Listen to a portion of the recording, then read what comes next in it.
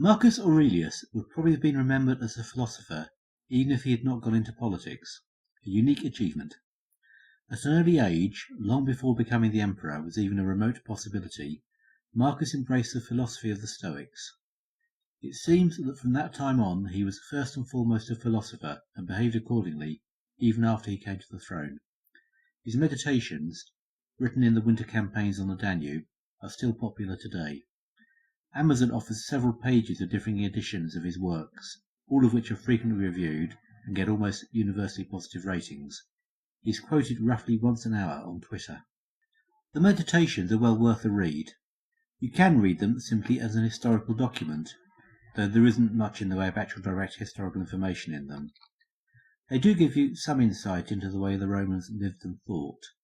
They are certainly interesting as a portrait of the personality of the man himself, and he comes across very well in them. But most remarkably, there is also a lot of straightforward wisdom and understanding that makes them a thought-provoking and interesting read in their own right, regardless of the historical background.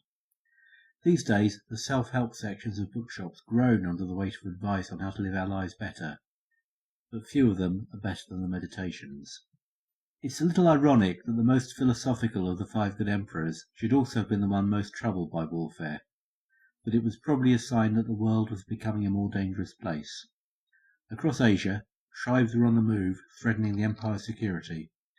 The philosopher-emperor, true to his Stoic values, did not love war, but he was prepared to do his duty and fight off aggressive incursions by personally leading the army if necessary.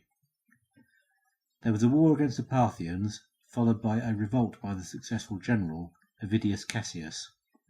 This revolt may have been a misunderstanding following a false report of the death of Marcus. It certainly gave Marcus the opportunity to show off his Stoic philosophy. As Gibbon notes, he regretted that the rebel's suicide robbed him of the chance to experience the pleasure of turning an enemy into a friend. Marcus had no military experience prior to becoming emperor, but seems to have been a good enough general. He drove back German incursions into Gaul successfully. A more serious attack on the Danube required 9 years of continuous campaigning, including fighting in the winter. Unusually harsh winters caused the Danube to freeze over, giving barbarians the opportunity to avoid the frontier's fortifications. It was during this campaign that he composed his Meditations, and it may well have been the stress of this campaign that killed him.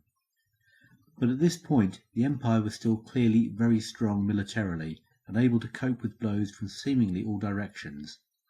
From this time on, things will only get worse.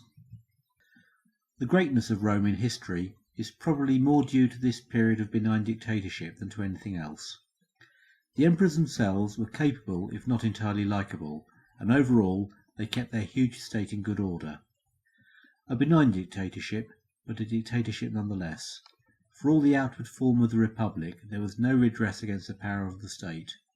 It was very much the forerunner of the modern totalitarian states we know from recent history. But there is one way in which the Empire of Rome differed, and differed significantly from modern tyrannies. Its sheer size made it impossible to escape from.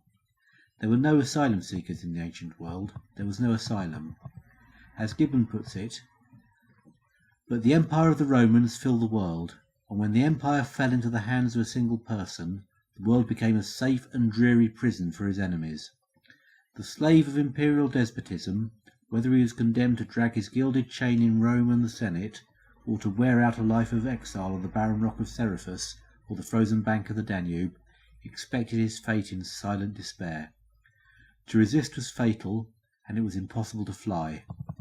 On every side he was encompassed with a vast extent of sea and land, which he could never hope to traverse without being discovered, seized, and restored to his irritated master.